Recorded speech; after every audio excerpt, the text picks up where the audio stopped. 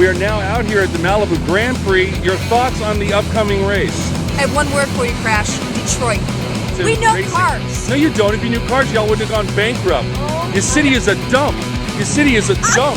You know it. Your thoughts on the upcoming race, Jimmy Barron? Well, that's great, but I have racing in my blood. Let me tell you something, Yvonne Monet. My great-grandmother rode a go-kart out of Nazi-occupied Poland in 1940.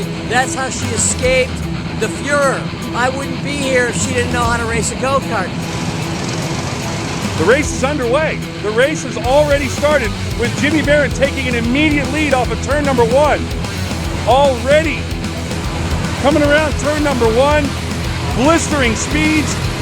Yvonne catching up on turn number 1. Jimmy almost getting sandwiched into the corner. I have never seen speeds so incredibly childlike. Jimmy losing his footing on the gas pedal as Yvonne takes over first place now, not even through turn number 3. A very short track, this one paying less than a mile and a half.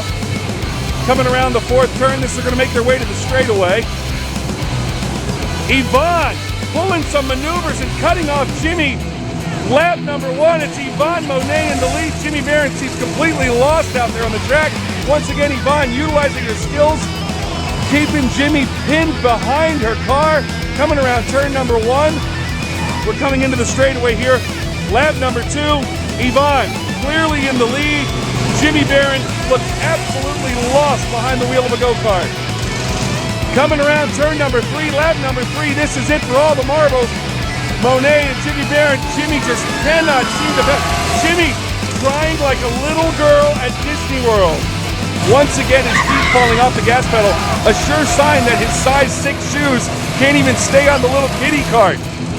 Coming around the final turn, lap number 3. It looks like it's all Monet all the way. Here we go. She is raising her hands in victory. Jimmy tries to take the outside. Nope. Jimmy is an absolute wreck. Monet wins it by easily 20 feet.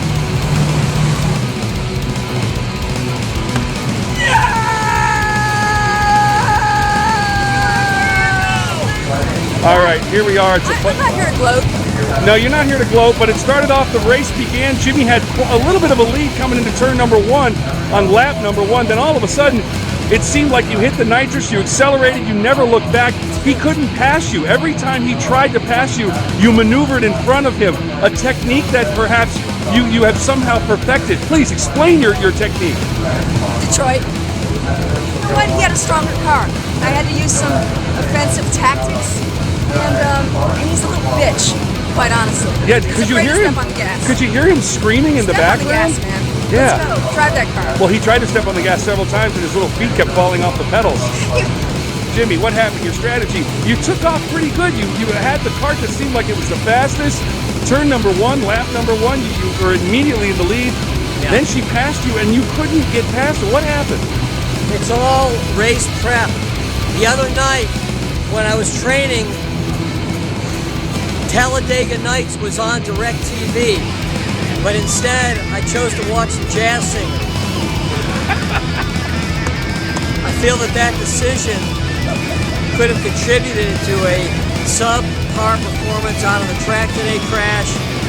You are now forced to fly the gay flag with Pride during Pride Week. Right. Well, I don't know what to say. First of all, my apologies to the Homeowners Association. I know I have some explaining to do. I thought he was going to say apologies to the homeowners. You know, what do I know about racing? When do I ever have a run after anybody? I've always been able to joke my way out of a situation. There's no joking out on the course. Monet has made a life of running from the law, running from people, ex-lovers, running from, from shop owners. And I believe that it was that life of running that paid off today for Yvonne Monet.